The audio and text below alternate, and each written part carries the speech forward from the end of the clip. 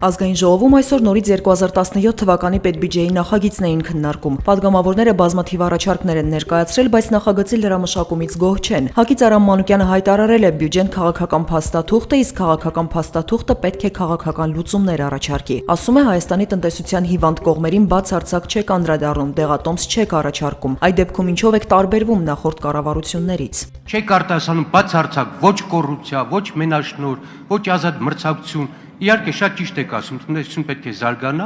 որ X գումարը դառնա 2X գումար, բայց ո՞րն է ձեր կոնցեպտը։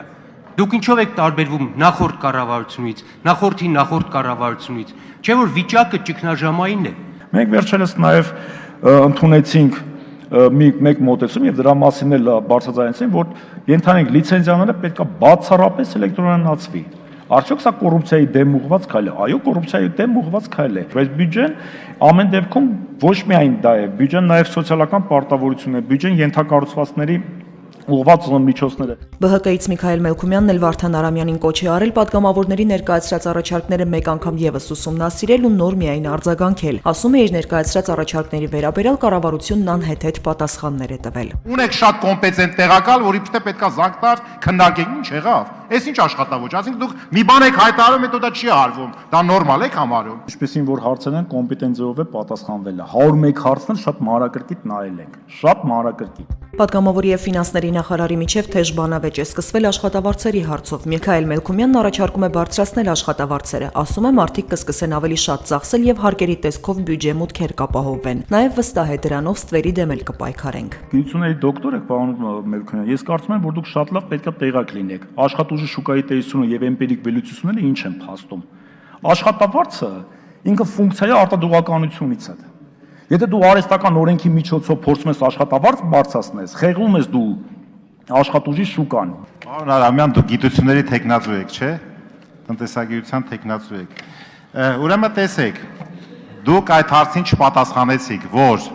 եթե դուք ինչ ուզում եք ստվերային տնտեսությունը մնա, դուք չգիտեք, որ նվազագույն աշխատավարձը ինչքան որ ֆիքսված է ստանում, են այդքան չեն ստանում մարդիկ։ Պարզ չի, որ այսօր ամենանվազագույն բանվորական աշխատանքը 4000 դրամից օրական պակաս չկա։ Գնացեք վերլուծություն արեք, տեսեք իրական աշխատավարձը ինչքան է, եւ եթե դուք պահում եք նվազագույնը, ուրեմն դրանից բխում են այլ վատ հետևանքներ։ Պարոն Մելքումյան, ես չեմ ասում, որ ստվեր չկա։ Ընդ որում ձեր առաջարկի մեջ ասում եք հստակ ասեք ինչքան է ստվերը։ Եթե ես իմանամ ստվերը ինչքան է, դա կդադարի ստվեր լինելուց։ Հեղինե Բիշարյանն էլ նոր կառավարությունից եւ հաջորդ տարվա բյուջեից հույսի ակնկալիք ուներ, բայց նախարարները չեն ասում, որ 2017 թվականին երկրում լրջագույն տնտեսական աճ է արձանագրվելու, արտագաղթը դադարելու է, աշխատատեղեր են բացվելու։ Այն հույսը ու հավատը,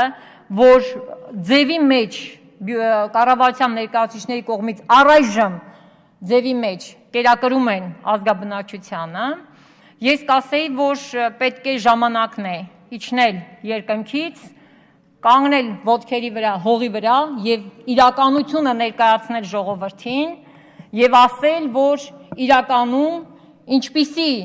ֆինանսական փաստաթուղթ ունենք եւ ինչ կարող ենք անել, ինչ չենք կարող անել։ Իրականում ներկայացած փաստաթղթով մենք ոչ մի հույս ու հավատ չենք կապելու։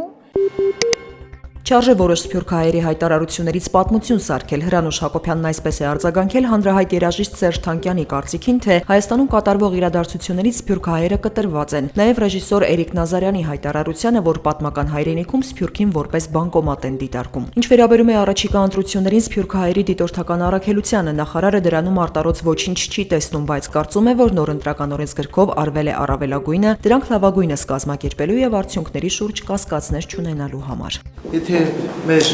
ընտրական օրենսգիրքը թույլ է տալիս, քալիս են թող կան, ես որևէ մեծ բան չեմ տեսնում, ի վերջո միջազգային դիտորդներ են գալիս։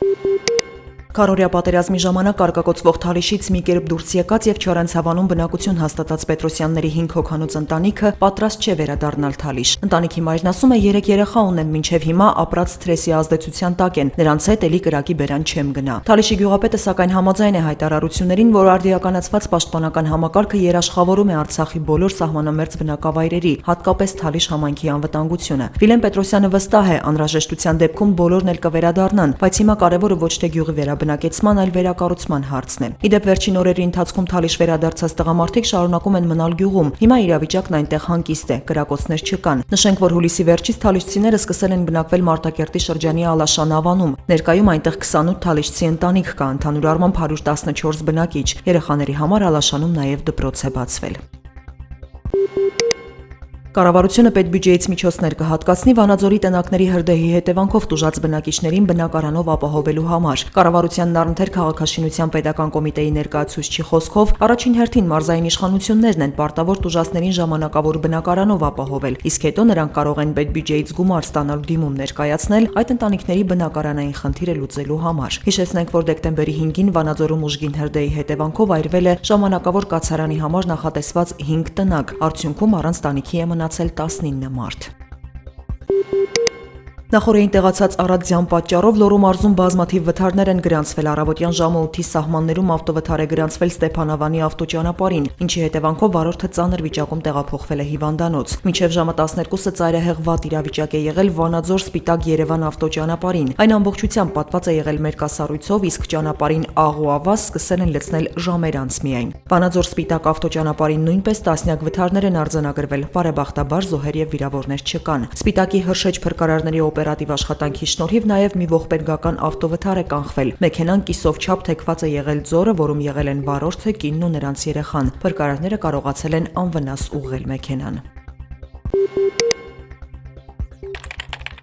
Մահացու Վրաերտ Երևանում Հոնդա Մակնիշի ավտոմեքենայի վարորդը Բաքրատունյաց փողոցում Վրաերթի է ենթարկել 54-ամյա Իսրայել Հովանիսյանին, նա տեղում մահացել է, քննություն է կատարվում։ 45-ամյա վարորդը Արմեն Ղ Grand Candy ընկերությունում որպես ինժեներ է աշխատում։